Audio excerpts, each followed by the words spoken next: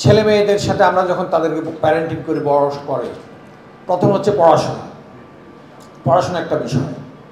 আমরা সবসময় আমাদের ছেলে মেয়েদের সঙ্গে পড়াশোনার জন্য সবসময় চাপাচাপি করতে থাকি, সবসময় পড়াশোনা করতে থাকি, আমরা সবসময় তাদেরকে পড়াশোনার টেবিলের মধ্যে চাই। এইটার আমি সবসময় ঘোর বিরোধী ছিলাম। আমি কখনোই চাই নাই যে আমার ছেলে মেয়ে সবসময়, আমার তো ছেলেই ছিল, সবসময় পড়াশোনাতে বসে থাকুক। আমি সবসময় বলতাম দিনের মধ্যে 2 ঘন্টা পড়া যথেষ্ট। পড়াশোনা স্কুলে ভালোভাবে পড়াশোনা করলেই হয়, বিকজ আমি নিজে ক্যারেক্টারে পড়াশোনা করতাম, সেটা আমার জন্য যথেষ্ট ছিল। আমি সেটা সবসময় করতাম। বসুন্ধরা ডায়াপেন্ট এখন আরও উন্নত। এই হট এয়ার থ্রো টপশিট দ্রুত শোষণ করে সোনামণিকে দেয় কোমল অনুভূতি। আমি বাসায় আসলে ছেলেদের সঙ্গে আমি সবসময় দুষ্টামি করতাম, এটার মধ্যে আমি ছিলাম। আর আমি বলতাম সপ্তাহের মধ্যে 4 দিন পড়াশোনা করলেই যথেষ্ট।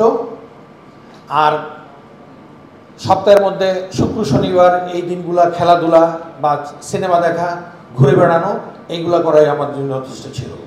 এবং এইভাবেই আমি আমার 2 ছেলেকে এটার মধ্যেই আমি পড়াশোনা করেছি এবং বড় করেছি। খেলাধুলাটা একদম রীতিমতো ছিল। বিকাল 4:30-5টা হলেই, আমার 2 ছেলের বয়স ছিল 5 বছর, তো আমি বড় ছেলেকে প্রায় বেশি পেয়েছি। 4:30-5টা হলেই ছেলেকে সবসময় বাহির করে দিয়েছি, মানে রেডি টু গো আউটসাইড খেলাধুলার জন্য। ক্যান্টনমেন্টের ভিতরেই ছিলাম, মাঠের অভাব ছিল না, খেলাধুলার উপকরণের অভাব ছিল না। সবসময় যতক্ষণ পেরেছি তার সাথে আমি বাইরে গিয়েছি, এটা সবসময় আমার একটা ব্যাপার ছিল।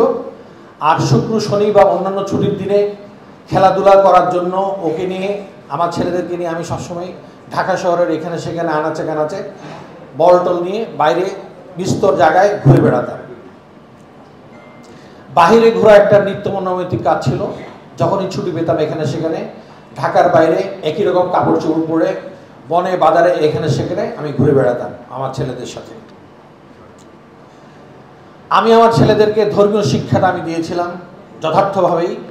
তার মানে আমি সাথে নামাজ পড়াতাম, আমি বাইরে মসজিদে নিয়ে যেতাম, শুক্রবারে রেগুলার নামাজ পড়াতে নিয়ে যেতাম এবং আমি তাকে বলতাম, দেখো তোমার বয়সের কয়টা ছেলে এখানে জুমার নামাজের মধ্যে আছে। এবং আমি আশ্চর্য হতাম যে ওই 6 বছরের, 7 বছরের, 8 বছরের, 9 বছরের, 10 বছরের ছেলেরা জুম্মার নামাজে অনেকেই যায় না।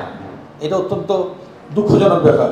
আপনারা এখনও খেয়াল করে দেখবেন 10 বছর, 11 বছর, 12 বছরের ছেলেরা কোথায় থাকে, খুবই আশ্চর্যের ব্যাপার। জুম্মার নামাজের সময় জুম্মায় থাকে না। তার মানে ওই বয়সের বাবারা, 31, 32, 33 বছর বয়সের বাবারা ওই বয়সের বাচ্চাদেরকে নিয়ে মসজিদে থাকে না। আমি সেটা করতাম রেগুলার।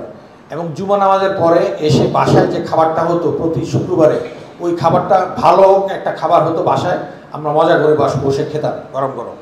এগুলো ছিল আমাদের প্যারেন্টিং। কোরআন শিক্ষাটার জন্য একটা সুব্যবস্থা আমার বাসায় ছিল বাচ্চাদের জন্য। এবং আমি আমার বড় ছেলেকে বলতাম যে প্রতিদিন তুমি কোরআন শরীফ যখন পড়ো, একটা করে বাক্য মানে ভার্স তুমি লিখবে। এবং এটা লিখতে লিখতে সূরা 3 নম্বর সূরা পর্যন্ত, সূরা ইমরানের মাঝামাঝি সময় যখন গেছে, তখন আমি ইংল্যান্ডে চলে যাই 10 বছরের জন্য। তখন সেইটা মিস করছে, আমি আর সেইটা কমপ্লিট করতে পারে নাই। এটা পর্যন্ত আমি তাকে শিখিয়েছিলাম। শুধু তাই নয়, নামাজ শিখিয়ে নামাজ কতটুকু ইমামতি করার জন্য কিভাবে নামাজটা পড়তে হবে সেটা পর্যন্ত আমি তাকে শিখিয়েছিলাম। তবে আজানটা দেওয়া তাকে আমি শেখাতে পারিনি, যেটা আমি ক্যাডেট কলেজে নিজে শিখেছিলাম।